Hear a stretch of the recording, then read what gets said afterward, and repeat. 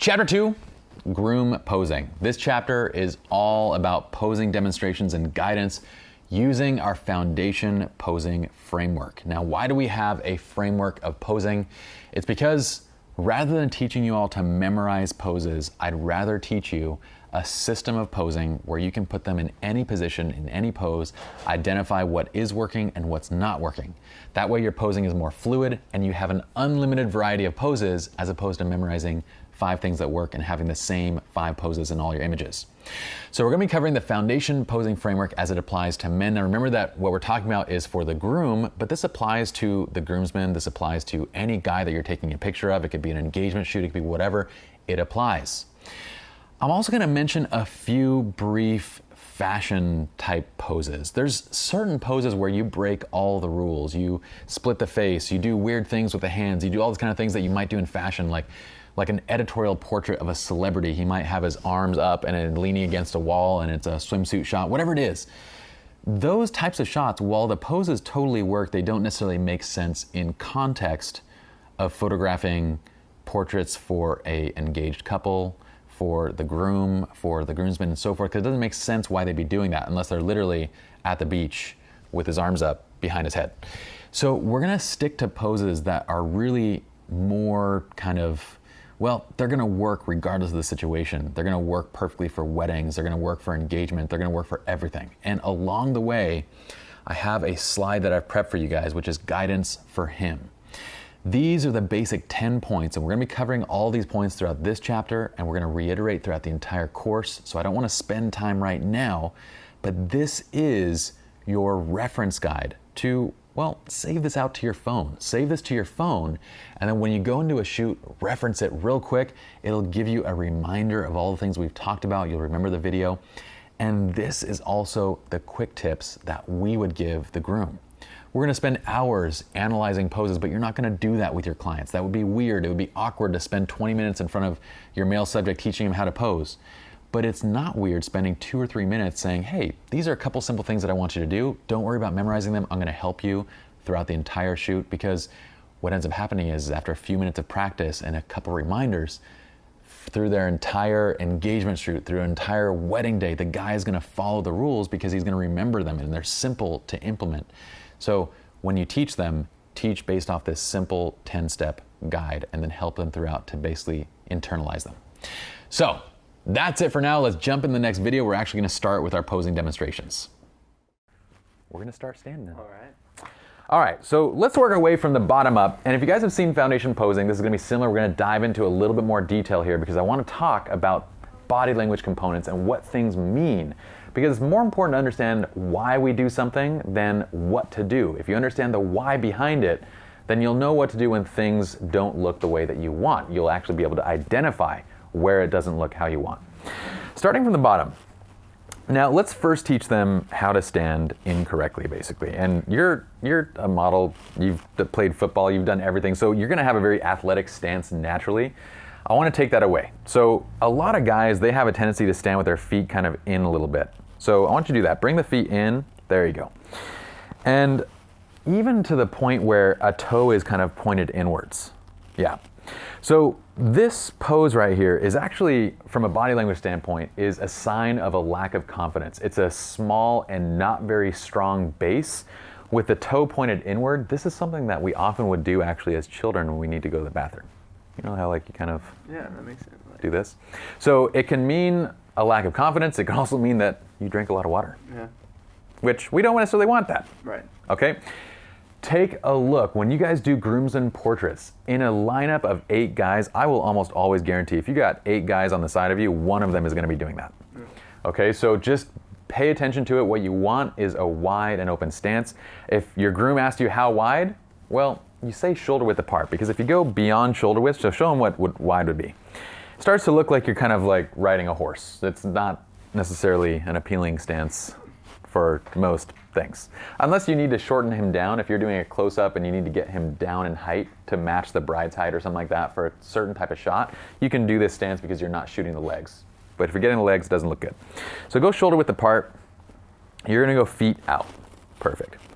Okay, so working our way up to the legs. Now with the legs, with guys, we can stand flat-footed, like kind of how you're doing right now with the weight even on both sides. But a lot of times when you're standing around, you're leaning to one side. We refer to it as contrapposto, the artistic word for, Italian word, for weight on one side. Something like that. weight on one, yeah, we'll just roll with it. No, but it is a legitimate word. That's, I think this was Michelangelo came up with, or like around that time. Yeah. Michelangelo would put all of his sculptures together and then they'd always be standing contrapposto. Hey, do you know the word? Yeah, it's the only thing I remember from my humanities classes in college. So. That's so funny. It's the only thing I remember from my art class. Yeah, so. It's such a weird word. It is. Yeah, that Forget it. Once you learn it, you don't forget it. And kokoschniki. Do you know what a kokoschniki is? Kokoschniki. Okay, so the kokoschniki is the onion-shaped dome on the top of it. Quick analysis. We are talking about kokoschnikis, the dome on a Russian traditional building. What the freak does that have to do with posing a groom? Absolutely nothing. So why is it left in there? Because I want you all to take note of the way that we communicate with our clients. The person that I am in front of you guys and in front of my clients is the same. Now, it doesn't matter that this is a hired model. This is Heath. We hired him for the shoot. It doesn't matter whether it's a paying client. I'm still that same goofy person. I'm gonna talk about funny and awkward things. I want to let them feel relaxed and have a good time at the shoot and let them know that this doesn't need to be that serious. So I'm leaving this in there for you guys to look at how we communicate, how I communicate with my clients to kind of convey that sense of personality and also to keep them feeling comfortable and having a good time during the shoot. So back to the video. Okay, so you can stand both sides. You know, for guys, a lot of times it's a little bit more comfortable to lean to one side. Either way, it's gonna look natural both ways, kind of what feels better. I might have you lean at certain times, you know, if I wanna get that kind of cool, relaxed look. Okay. Going to basically the spine, so working our way up, I'm gonna have you actually turn sideways now. So face that way. And what I want you to do is, you can actually see his lumbar spine right here has a curved shape to it. So what we want is that we want our lumbar spine to have that happy curve. Okay, so kind of keep that arch in the lumbar spine and the thoracic and cervical spine. Okay, so editors, Jay and Carlo, this is the perfect place to stop the video and let's put in a little motion graphic to draw a line on Heath's spine. So the curve of the lumbar spine and the straightness of the thoracic and cervical spine, and just doodle it right over him, like where I'm pointing on the screen. It's okay if I'm in the corner right now. I want you guys at home to analyze that. So while he's standing sideways like this, take a look at how his spine is supposed to be. Do it yourself at home. Let your upper spine curve in and notice how much shorter you get versus when you straighten it out and then you create the curve in the lumbar spine. Let's jump into the video again. You're gonna keep straightened out. So basically these are the pieces that you want straight. This is the curve. Now if you were to stand like you sit in front of a computer, show me what that would look like. Like if I'm like hunched over a computer? Yeah, like so. Quick analysis, Heath clearly has never sat in front of a computer before and he has no idea what that looks like. Don't blame him, he's a football player. Back to the video. Basically, if you actually stood upright, what ends up happening is our backs curve out. It's gonna be kind of hard to get him to do this because you've probably been standing straight your entire life. Again, the more athletic somebody has been in the past, generally the better their stance is gonna be for all these types of poses.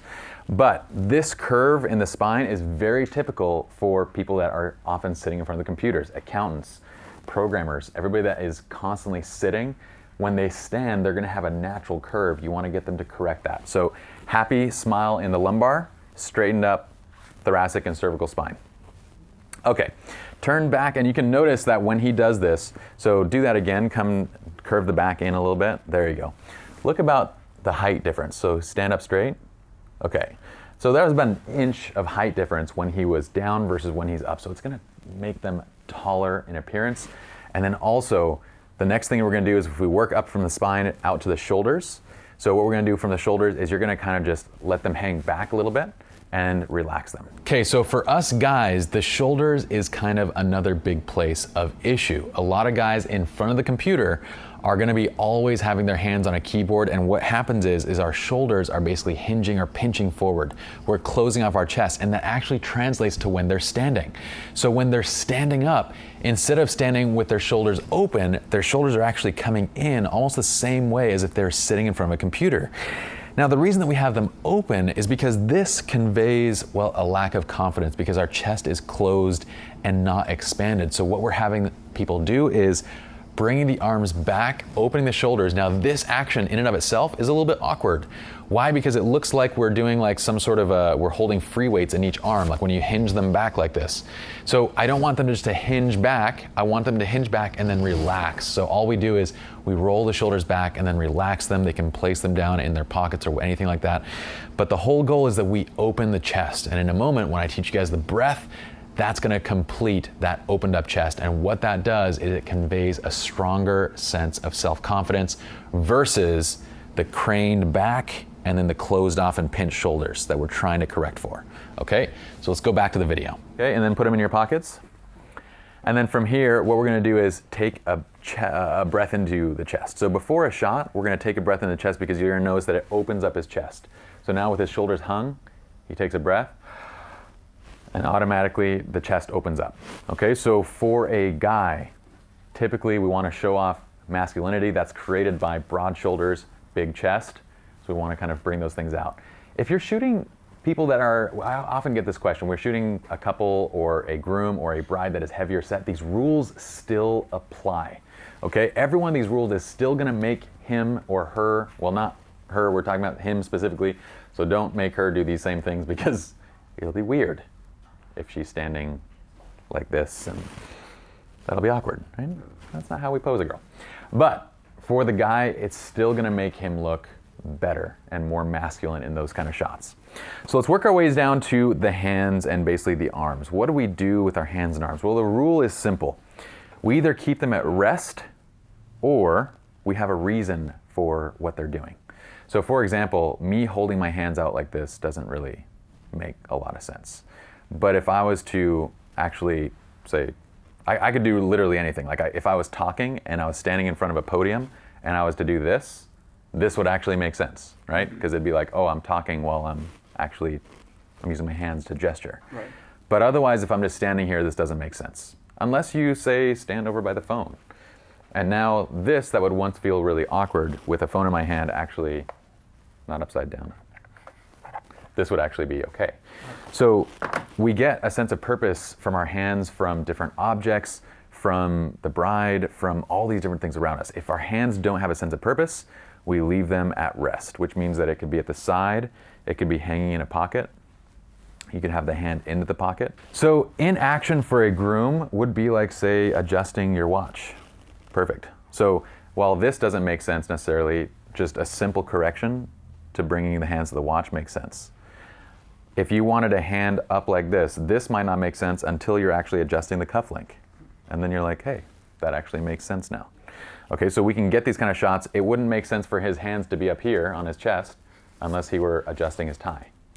Now, one thing that we like to do, yeah, do that. Like point to the vest. Let's just do a vest shot. Okay, so one thing that I like to do with the hands too is to always stagger and make the hands do something a little bit different. So for example, when you're adjusting your tie, who would really ever adjust their tie like this with both hands doing the exact same thing, right? We don't generally do that. You typically would have one hand adjusting the bottom, one hand doing something different. Almost in every natural situation, our hands are doing different things. They're not doing the exact same thing. So when we want to make something look natural, we're going to do the same thing in camera. Same thing with when we teach you guys not to mirror with a couple, it's identical when you're still working with just somebody solo. Now a guy can do two hands in the pockets, two hands at rest, but what looks even more natural is go one hand in the pocket and then one hand at rest. You know, so if he has a nice watch on, why not keep that hand out, show off the watch, and put the other hand in the pocket? So, basic stances, we've got that covered. Let's go up from the, real quick, neck to the head. When we kind of move, I want you to kind of remember that pretend like there's a string at the top of your head that's just pulling you up, like a little doll, okay? So you're always gonna keep the head up. And when you are in action doing something, like for example, if you're making an adjustment to the cufflink, I don't necessarily want you to do this and look down at it because it's too much craning of the neck. Okay. What I want you to do is bring the hand up a little bit and kind of keep the head straight and adjust by just kind of looking down. Cool. Make sense? Same thing when you're with your bride, if you were actually getting married, relax. Yeah. I'm just kidding. Okay, so when you're actually with her, if you're to look at her, I want you to not crane into her, but to just turn the head and look towards her, or those kind of things. Okay. Cool? With the expressions in the eyes, what we're gonna do is I'm gonna do a little game with you guys. People can look confused if your eyes are too open. Now you've modeled, and so you have this experience before. Do you know the modeling eyes? Like, do you know like what you would typically do when you are taking like a headshot or something like that? Like, are you asking for like a specific term here? Like a squinch, like a kind of soft squint with the eyes, like that kind of thing? Yeah. Okay, so what I want you to do is look wide-eyed into that camera right there. Okay, so a wide-eyed look, especially when you see the whites above his pupil, has a look of surprise or confusion. Okay, so for example, go wide-eyed for a second. Okay, now a lot of people naturally will actually have that surprised expression. A lot of guys especially will have that naturally surprised expression of, and when you say looking at the camera, they often just kind of like go wide and go, okay, and they look at the camera and they look confused. So it's much more interesting of a shot if there's a soft squint. So do a soft squint with the eyes. There you go, perfect. Now he did this flawlessly. Most guys that don't have modeling experience are gonna do the angry squint, which is different. You know that it's an angry squint because the eyebrows furrow, okay? So for example, it's this versus this.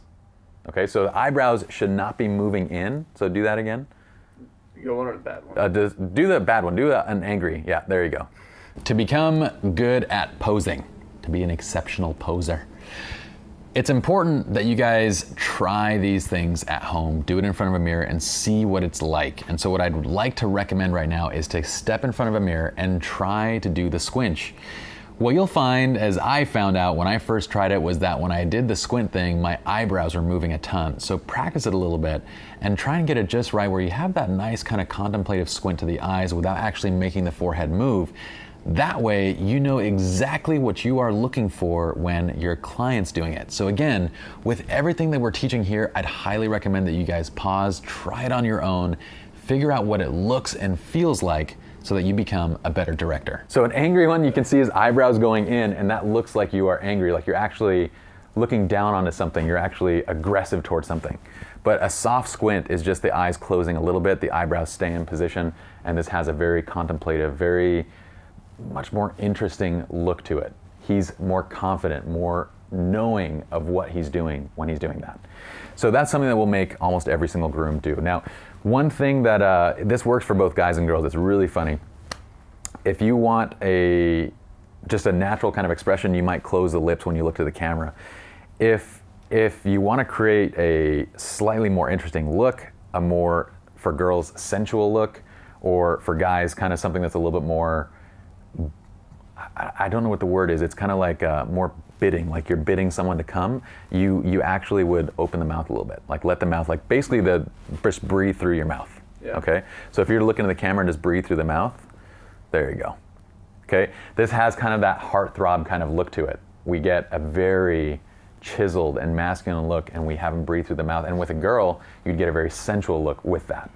So those are the kind of expressions I'm going to work with: smiles, breathing through the mouth, closed lips and everything, but with the eyes, always watching the eyes, making sure that in any position, we're not showing too much white, we're not getting the confused look, and we're not doing this. Watch this. If you go bring your chin to this side and you look towards my hand, what you guys are seeing from that side is basically a lot of, so look to the finger, you're seeing a lot of whites of the eyes, and this is where I want you to be really, really careful. If you see too much whites in the eyes, you need to bring the eyes back, so that from your angle, you see pupil. If you're seeing too much white, you can make somebody look almost demonic. It looks really crazy from that. And he won't know that because he might be just looking out the window towards like a car that's going by. Maybe there's something nice out there. Maybe there's a hot chick, I don't know. It's not like you're actually getting married. Yeah, you can look, yeah, it's cool. I can't, I'm married. Yeah, right. We won't say anything. Okay.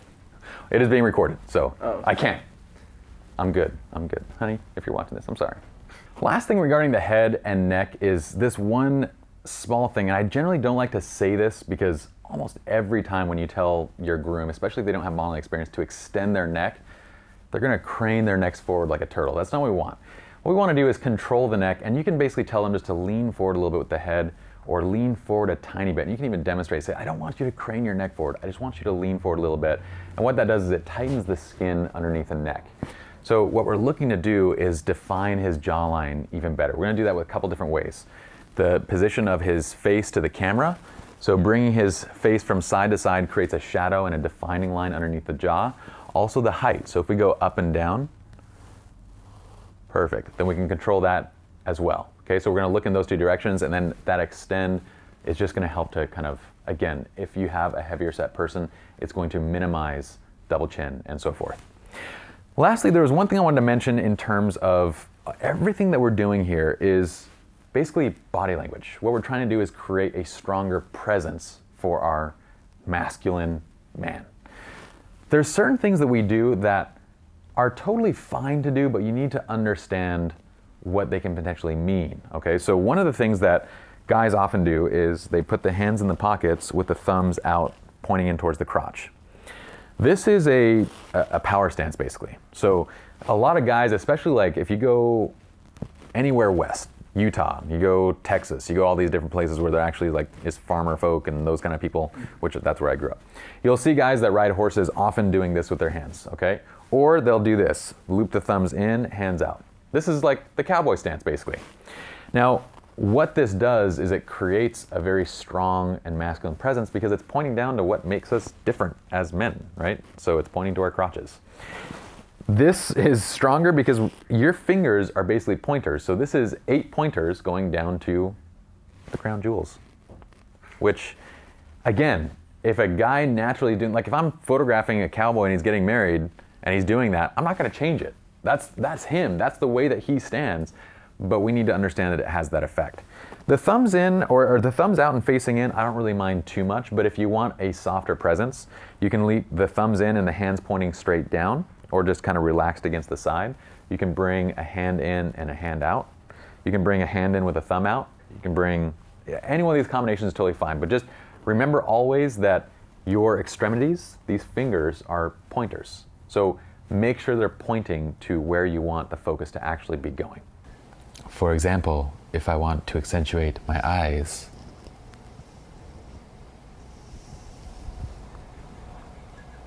I'll get back to the video. We probably don't necessarily want them for a groomsman photo to be going to your crotch. Cool. Cool. Well, you can do whatever you do. So that's it as far as posing guidelines for our guy when he's standing. Now from here, you're gonna create action. Whether it's his cuffs, whether it's walking and creating motion, whatever it is, these rules and principles will apply. Now let's go to the sitting pose. I want to show you how the rules and principles still apply even when sitting. So let's do that now.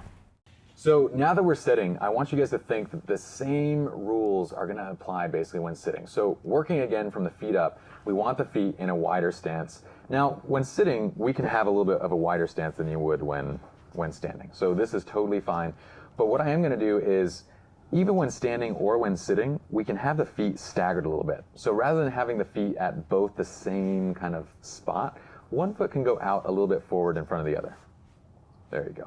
And then you know what you can do to make it a little bit easier is sit kind of closer to the edge of that chair. I mentioned opening up and creating presence very briefly, and that's such an important point that I wanted to pause for just a moment because literally for most posing when it comes to men, that's exactly the entire purpose, to create that look of self-confidence, that look of control.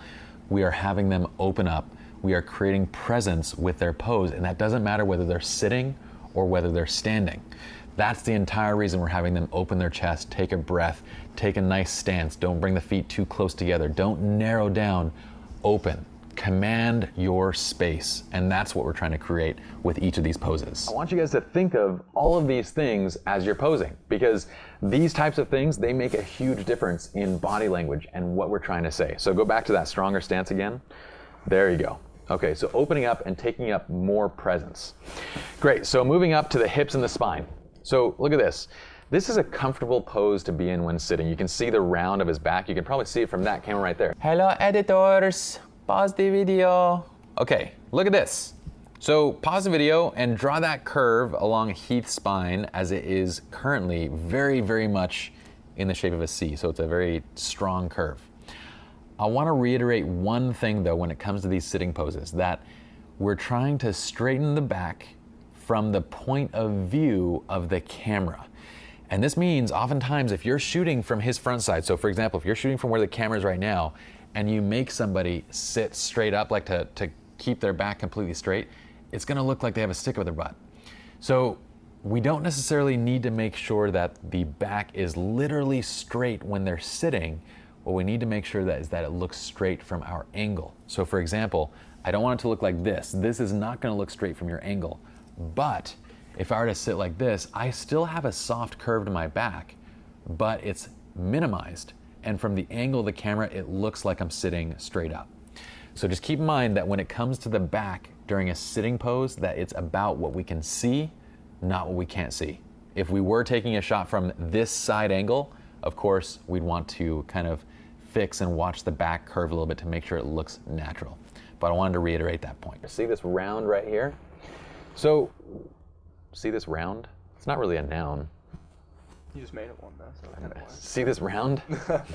Okay, so the rounded spine is something that we're gonna avoid. So what we're gonna do is kind of straighten out the spine. You can still lean forward, but I want you to still remember to have that curve in the lumbar and straighten on the other. There you go. And then what you're gonna do basically is just lean forward a little bit more. There you go. Okay, so we straighten up a little bit and prevent that curve. Okay, that looks fantastic. So up to the head, same thing again. We're going back to straightening out the spine, and that all works. Down to the hands. The hands are currently, if you watch, they're at rest, right?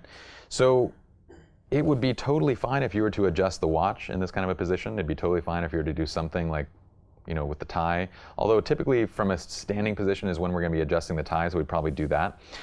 But from here, we can follow these rules and just do a little tweak here and there. So for example, if I want to get a shot of just his face in a strong kind of portrait, I'm going to bring his chin right over this light. Okay, chin down a little bit. There you go. And from right there, I'm going to say bring the hands up, like kind of perfect, just like that. Okay, and you have this great portrait right straight on. Okay, now with the curved back, curve your back in versus sitting up. Yep. You see how when he curves his back, we lose the shoulders. He kind of gets a little bit lower. We lose the height. So bring the back up again. There you go. And you can even sit closer to the edge on the chair. That always helps a little bit. So bringing his butt closer to the edge helps a lot, because what happens is when you're sitting too deep, sit deep again on that. So it makes it so the sofa's right at the edge of his leg, so it prevents him from staggering. It makes it just more difficult to do all these types of poses. So come to the edge, there you go, perfect. And then you can do other things. Let the hands kind of cross over and just do something a little bit different. If we make the hands do the exact same thing, it's gonna look a little bit awkward and unnatural. So let the hand just kind of relax how you normally would. Perfect, just like that. And then we adjust and control the face. Now, the other things we can do is lean back a little bit and bring a leg up. So like kind of like that relaxed cross-legged position. These pants are really tight, right? Okay, so this would totally work. Again, gauge it based on, you know, if we have like skinny jeans on, it's probably not gonna be the best stance, but I think I can probably demo this one. Let me take this out of my pocket so I don't squish it. My pants are looser. So crossing of the leg and then leaning into it, having a hand down, we keep the same rules. So straighten out the back and lean forward. Bring the knee up so it's comfortable. You'll know when it looks awkward because they're either gonna be craned over too much because they're trying to basically, like their leg is too low, or it's gonna be up too high and they look like they're scrunched in. So open them up, bring the foot out a little bit, let them cross. You can do whatever you need to with the hands, but we still keep the hands at rest. We still keep the spine straight. All the rules still apply when sitting. Now there's other shots too. So there's other shots that go into a editorial and fashion and kind of an arena that I feel like they break all the rules, and it's totally okay to do that. But some of them don't necessarily apply to the type of portraiture that we're doing for a groom, for the groomsmen, for a wedding day. Let's go ahead and we're gonna start with some standing poses. And by the way, with all these, we also have like the sit standing kind of stuff where you're like leaning up against like for example, here's a table that's like kind of that height. It's like the sit standing where you're basically standing, but kind of the weight's on this. Same rules will apply for that. When we go to a wall, same rules apply to the wall. If you're leaning back against the wall, we still keep the curve in the lumbar. We still keep everything still applies. Cool? Alrighty. One last tip before we get shooting, when you guys do that with your groom, simplify. Simplify it to the basics of just wide stance, keeping the weight on either side. You can be funny, goof around, keep the spine straight. Simplify it to a 3-minute piece of information that is easily digestible. But for the purpose of this, I want you to understand why we're doing everything. So it's a little bit longer. Let's go ahead and start with his standing portraits.